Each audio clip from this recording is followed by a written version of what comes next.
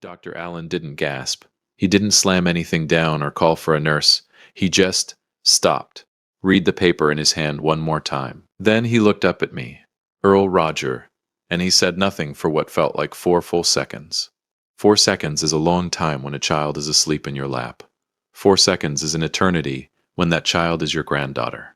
Sir, his voice came out carefully, measured. The way you talk to someone when you're not sure how they're going to react. How long has she been drinking this juice?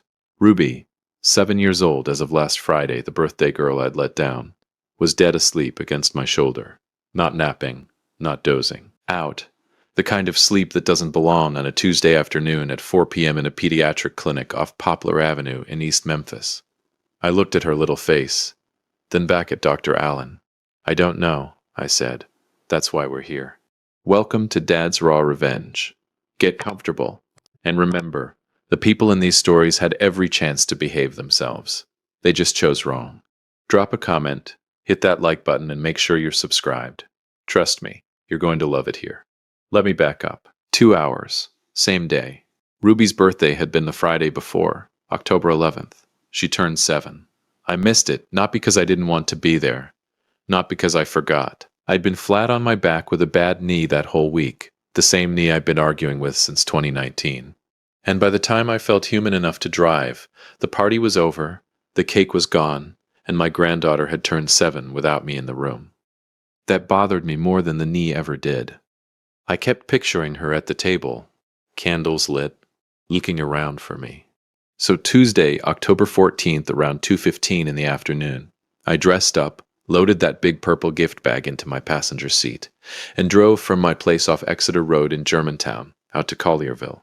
The plan was simple. Drop off her gift, take her for ice cream, let her tell me everything about her party that I missed, every detail, every gift, every kid who showed up, and just be present, just be Grandpa.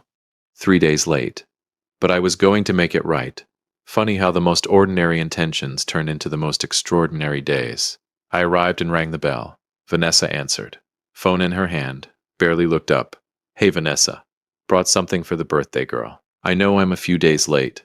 She's upstairs. She stepped back to let me in, already walking away. I've got a call. I stood in the entryway for a second holding that purple bag, feeling exactly like what I was. A grandfather who'd missed his granddaughter's birthday, showing up 3 days later trying to patch it with a stuffed animal. Real smooth, Earl. I headed upstairs. Ruby's room is the second door on the left. She painted a sign for it herself. Pink letters. Ruby's room. Knock, please. I knocked again. Ruby bug. It's Grandpa. Silence. Then shuffling. Then the door opened and Ruby stood there and I felt something cold move through my chest. She looked wrong. Not sick wrong. Not fever and runny nose wrong. She looked heavy, eyes slow, a little unfocused, like she was looking at me through water. Grandpa, she smiled, but it came out delayed, like a text message that took too long to send. Hey, birthday girl. I kept my voice easy, crouched down to her level. Sorry I missed your party, bug. You still celebrating? Mm-hmm. She leaned against the doorframe. I'm just sleepy. Sleepy. I glanced at my watch. It's 2 in the afternoon. She shrugged. 7-year-old shrug. Adults ask too many questions. I stepped inside and sat on the edge of her bed. Gave her the bag. She opened it slow. Slower than any 7-year-old opens a present, I'll tell you that much. And when she pulled out her gift, the elephant, she smiled. Real this time. Wide and warm and completely her. I'm gonna name her Grace, she said. That's a perfect name. She held Grace up and looked at her for a moment the way kids study things they already love. Then she set her gently on the pillow, right in the center like she'd been saving that spot, and got quiet. That particular quiet kids get when they're working themselves up to something. I waited. She looked up at me, really looked at me, the way she only does when she wants to make sure no one else can hear. And she leaned in close, both small hands on my knee. My heart already knew. My brain just hadn't caught up yet. Grandpa, she whispered, can you ask Mommy to stop putting things in my juice? It makes me feel sleepy and I don't like it. The room didn't spin. My heart didn't explode. I didn't grab her by the shoulders and ask her to say it again. I just nodded. Once. Slow. Like she'd told me the most ordinary thing in the world. Okay, baby. I stood up. held out my hand. Let's go for a little ride. I want you to understand something about me. I am not a dramatic man, but I know when something is wrong the same way I know when an engine is wrong. You don't always hear it. Sometimes you just feel it in the wheel. A vibration, a pull, something that isn't right, and your body knows it before your mind catches up. I walked downstairs. Vanessa was still on her phone, pacing the kitchen, laughing at something. Laughing. I'm going to take Ruby for a little birthday treat, I said. Ice cream. Just us. She waved her hand without turning around. Sure, fine, yeah. She didn't even look up. I buckled Ruby into the passenger seat of my 2009 Ford F-150. Dark blue. She still uses a booster. Told me once it makes her feel like a princess sitting higher up. I started the engine, pulled out of Collierville, doing exactly the speed limit the whole way to Memphis proper. I didn't call Daniel. Not yet. I didn't call the police. Not yet. First, I needed to know exactly what I was dealing with. The clinic on Poplar Avenue was the closest pediatric urgent care I trusted. Dr. Allen had seen Ruby twice before. Both ear infections, both times he was straight with me about what was happening and what wasn't. He knew her chart. More importantly, he didn't talk down to people. I walked in, told the front desk it was urgent, and when they called us back, I sat down across from Dr. Allen and told him exactly what Ruby had said, word for word. The whisper, the sleepy eyes, the way she'd moved slow all afternoon like she was underwater. He didn't dismiss me, didn't give me the "oh grandpa's overthinking it" look that I was half expecting. He looked at Ruby, who was sitting on the exam table eating crackers from a paper cup like this, was the most normal Tuesday of her life, and he ordered a full urine panel, talk screen, everything. We'll have something in about 40 minutes, he said. We waited. At the 30-minute mark, Ruby climbed off the table, curled up against my arm in the chair, and fell asleep. Just went out. Like someone turned off a switch. I sat very still, and I stared at the wall, and I thought about Ruby standing in that doorway, slow-eyed, leaning like she needed the doorframe to hold her up. I thought about the fact that I almost didn't come today, that I almost waited until the weekend. What if I'd waited until the weekend? The door opened. Dr. Allen walked back in. He was holding the results sheet. He looked at it, then he looked at me, and he stopped. 4 full seconds. I counted. Then, sir, how long has she been drinking this juice? What's in it? I asked. He sat down, turned the paper around so I could read it myself. Diphenhydramine. You might know it better as Benadryl. Children's allergy medicine. Perfectly safe, at the right dose for the right reasons. Though the results showed concentrations, his exact words, consistent with repeated intentional administration over an extended period. Not an accident. Not once. Repeated. Intentional. Extended. I read that line 3 times. Then I folded my hands on my knee and I breathed in through my nose and out through my mouth. Is her mother home right now? Dr. Allen asked quietly. Yes. Mr. Roger, I'm legally required to report. I know. I met his eyes. Give me 24 hours, please. He studied me for a long moment. Whatever he saw must have told him something. That I wasn't going to go off half-cocked. That I wasn't going to walk into that house in Collierville and burn it down with my bare hands, even though every single part of me wanted to. Tomorrow morning, he said finally. 8 a.m. If I haven't heard from you, by then, I make the call myself. Understood. We shook hands. I carried Ruby to my truck, buckled her in, started the engine. Grace the elephant was tucked under her arm. The drive back to Germantown took 19 minutes. I know because I counted every one of them. Ruby slept the whole way, mouth slightly open, breathing steady. One small hand wrapped around that stuffed elephant, like even in sleep she knew to hold on to something good. I didn't call anyone. I drove exactly the speed limit, and I let the silence do what silence does best. It organized everything. I thought about the purple bag, the 3 days I'd spent feeling guilty about missing a birthday party, when the whole time, right under my nose, something far worse than a missed birthday had been happening to my granddaughter in that house. I'd spent 33 years rebuilding broken engines. I knew that when the damage runs deep enough, you don't fix it with noise. You fix it with precision. And I was just getting started. The hardest thing about discovering a betrayal isn't the anger. It's the inventory. Going back through every moment you dismissed, every detail you rationalized, every quiet alarm you turned off because you trusted the wrong person. I didn't sleep that night, not because I was falling apart. I want to be clear about that. Earl Roger does not fall apart. I sat in my living room with the lamp on low, a cup of coffee going cold on the side table, and I thought, methodically, the way I used to think through a rebuild. What do I know? What do I need to know? And what's the right sequence to find it out? What I knew. My granddaughter had been drugged, repeatedly, in her own home, by someone who was supposed to protect her. What I didn't know yet, how long, how deep, and most importantly, why. The why was the part that kept me up. If you have been listening for a while, do us one quick favor. Subscribe. A lot of people watch without ever doing it, but it costs you nothing and it means everything to us. Hit the like button while you're at it, and drop your thoughts in the comments. Wednesday, October 15th, 6:47 a.m. I called Daniel, not to tell him everything. Not yet. I needed to hear his voice first. Needed to take his temperature before I handed him something that was going to rearrange his entire life. He picked up on the second ring. Already sounded like he'd been up.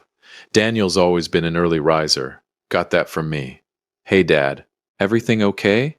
Everything's fine, son. Hey, how's Ruby been lately? You notice anything different about her? Pause.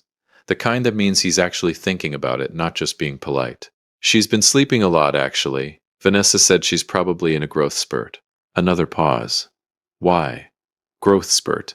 I kept my voice easy. No reason. Just missed her birthday. Been thinking about her. Hey, would it be all right if she came and stayed with me for a week or two? Little grandpa time. I feel bad about missing the party. I could practically hear him smile through the phone. Dad, she would love that. Let me talk to Vanessa. Appreciate it, son. I hung up and sat with that for a minute. Growth spurt. Daniel had looked his daughter in the face. Slow eyes, heavy limbs, sleeping every time, and filed it under growth spurt because his wife told him to. That's not a bad father. That's a blindfolded one. There's a difference. I needed to remember that. By 9 a.m. I had an appointment with a family attorney named James Whitfield, a man I'd been referred to years back during Beverly's estate and never forgotten. Just a man who knew the law and didn't waste words. I walked in and laid everything on his desk. The clinic visit, Dr. Allen's report, the tox screen results I'd photographed with my phone. James put on his reading glasses and didn't say a word for 3 full minutes. Then he looked up. Earl, you understand what this is? I do. Child endangerment, possibly aggravated, depending on duration and intent. He took his glasses off. Who else knows? You, the doctor, me. Daniel, not yet. He nodded slowly. Smart. Before you tell him, you want documentation he can't dismiss. Because when a man hears something like this about his wife, his first instinct is denial. You want the evidence so airtight that denial isn't an option. He was right. He was absolutely right. What do I need? I asked. Medical records in your possession. Pharmacy records if you can trace them. A timeline. And eyes on the house. He slid a card across the desk before I could even ask. Ray Dobbins. Private investigations. Memphis and surrounding areas. He's thorough, James said. And he's quiet. I pocketed the card. One more thing, James said, leaning forward. When Daniel calls you back about Ruby staying, say yes immediately and get her out of that house. Today if possible. Already planned on it. He almost smiled. You've done this before, but I've rebuilt a lot of broken things. Daniel called back at 11:23 a.m.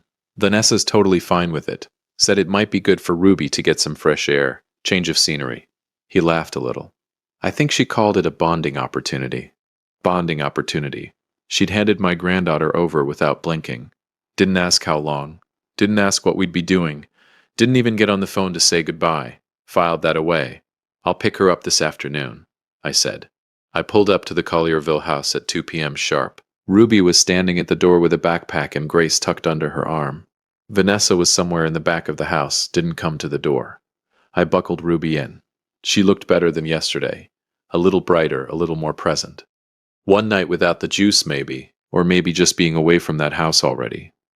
Are we going on an adventure, Grandpa? She asked. The best one, I said, and I meant it in more ways than she knew. I'm going to tell you about Vanessa now, and I'm going to be fair about it because fair matters even when you're angry, especially when you're angry. She grew up hard. I knew that much from Daniel. Single mother, South Memphis, scraping for everything. She'd made something of herself through sheer force of will. Good job, good address, good image. When she met Daniel, she was 26 and focused and impressive as hell. I liked her at first. I want to be honest about that too. But somewhere along the way, and I didn't see it, none of us did, the life she'd built stopped being something she loved and started being something she maintained. Daniel traveled for work constantly. Ruby was loud and bright and demanding in the way that only truly alive children are. And Vanessa was somewhere in that house feeling like the walls were closing in. I'm not saying that justifies a single thing she did. No. I'm saying I understand the difference between evil and desperate. And I've learned that desperate people do evil things too. What I didn't know yet, what Ray Dobbins was about to show me, was exactly how desperate she'd gotten. Ray called me Thursday evening, October 16th. Mr. Roger, I've got something. You want to meet? How soon can you be at the Perkins on Summer Avenue? 20 minutes. He was there in 18. Stocky guy. Quiet eyes, the kind of man you'd never notice in a crowd, which I imagine is the whole point. He ordered coffee, slid a manila folder across the table. I opened it. Oh, photos. Clean, time-stamped, unambiguous. Vanessa and a man I'd never seen before. Tall, well-dressed. The kind of easy confidence that comes from never having had to work too hard for anything. Hotel receipt from the Westin downtown. A second one from a place in Midtown. Timestamps that lined up, and I checked, believe me, with nights Daniel had been traveling. The man's name, according to Ray's notes, was Brandon Cole. 38. Sales consultant.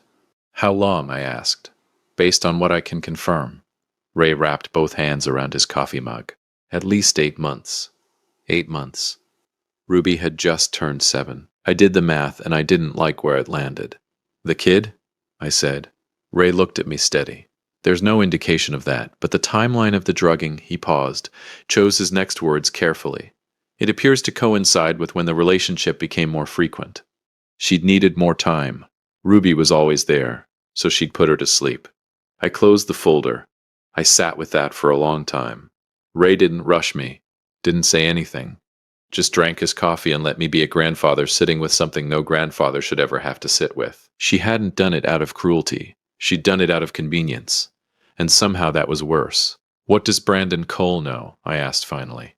Ray set his mug down. That's the thing. He knows about Ruby. He's been told she's a difficult kid. He paused. He's never asked a follow-up question. Coward. 2 of them. 2 adults in that house. 1 by marriage, 1 by choice.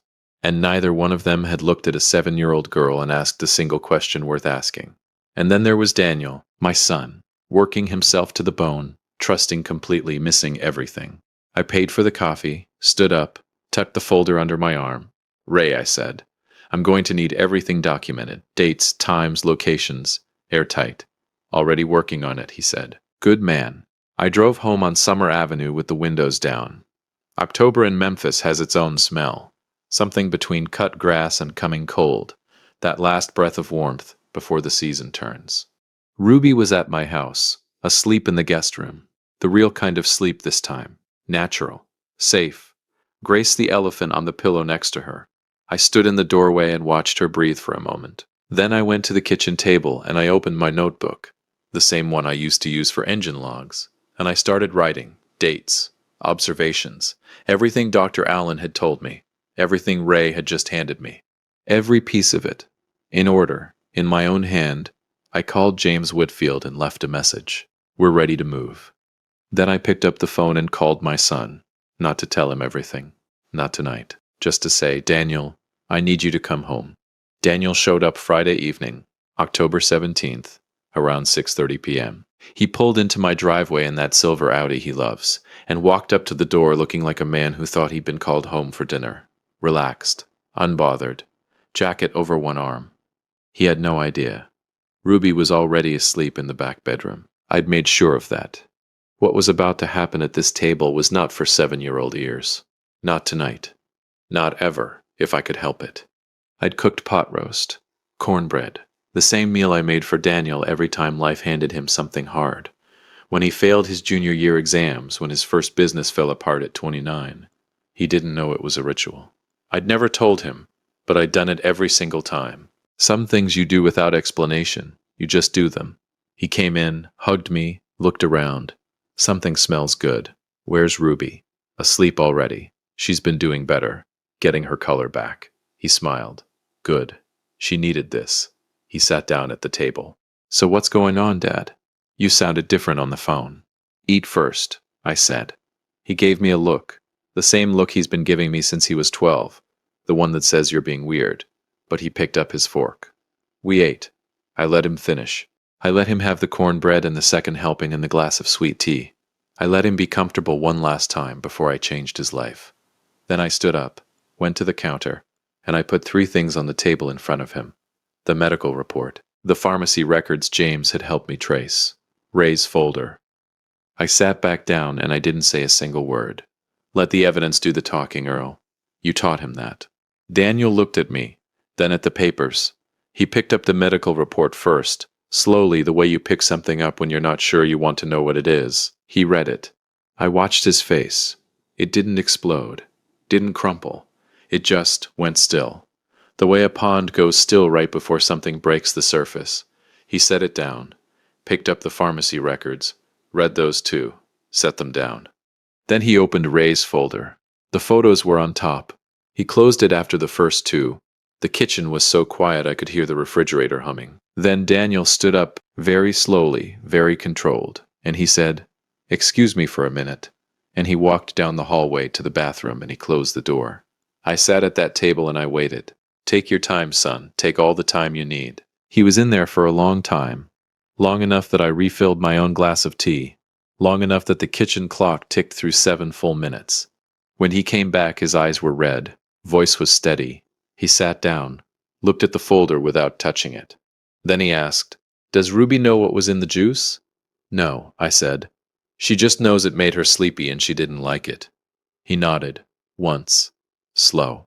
Good. His jaw tightened. "She doesn't need to know more than that yet." And right there, right in that moment, I saw my son clearly. Not the blindfolded husband, not the man who'd filed away his daughter's slow eyes under growth spurt and gone back to his laptop. The father, the real one, underneath all the travel and the busy and the trust he'd extended to the wrong person. He was still in there. He just needed someone to hand him the truth. "How long have you known?" he asked. "Since Tuesday." He looked up. "You've been sitting on this since Tuesday. I needed it airtight before I brought it to you. Didn't want to hand you something you could talk yourself out of." He was quiet for a moment. Then, and I wasn't expecting this, he let out a short, humorless breath that was almost a laugh. "You rebuilt the whole engine before you showed me the damage. Force of habit," I said. He looked at the folder one more time. Then he pushed it to the side and pulled out his phone. "I need James Whitfield's number," he said. "That's my son." Daniel didn't confront Vanessa that night. Or Saturday. He spent the weekend at my house, sleeping in his old room, eating breakfast with Ruby, watching her carry Grace around the kitchen while he drank his coffee. Just watching her. Storing it up. Sunday he drove back to Collierville. Alone. He'd spoken to James twice. Moved money into a separate account Saturday morning. Photographed documents in the home office. Done everything methodically, carefully, without a single unnecessary move. He learned that from somewhere. Monday morning, October 20th. He waited until Ruby was at school.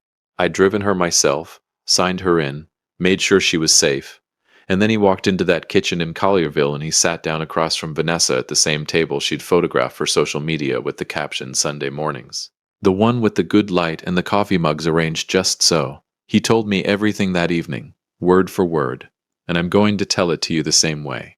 She was on her laptop when he came in, looked up, smiled. Normal Tuesday morning. He sat down across from her and he slid the medical report across the table. She looked at it, looked at him, and he watched the smile dissolve in real time. She started talking immediately. That was her first mistake. She went straight to explaining instead of asking what he already knew. "Daniel, I can explain. She was having trouble sleeping and I just..." He let the silence sit there for a full 10 seconds. Then he reached into the folder and put the pharmacy records on the table, then the photos. She looked at the photos of herself and Brandon Cole and she went completely still. "I trusted you," Daniel said, his voice never raised. "Not once. With my daughter, with my house, with my name." He stood up. "You used all 3. Daniel, please, Ruby is my daughter too. I love her. I would never. You drugged her, still calm, still steady, for months, so you could have more time with him. He picked up his keys from the counter. Whatever story you need to tell yourself about that, that's yours to carry, not mine. He walked to the door. She said, "Are you going to take her from me?" He stopped, turned around one last time. "You did that," he said, "not me." And he walked out. I want to tell you how it ended, not the dramatic version, the real version. Because real justice doesn't come with a soundtrack. It comes with paperwork and court dates, and a whole lot of waiting. But it comes. Full custody awarded to Daniel. 60 days after he walked out that door. Vanessa's attorney tried to argue stress, mental health, extenuating circumstances.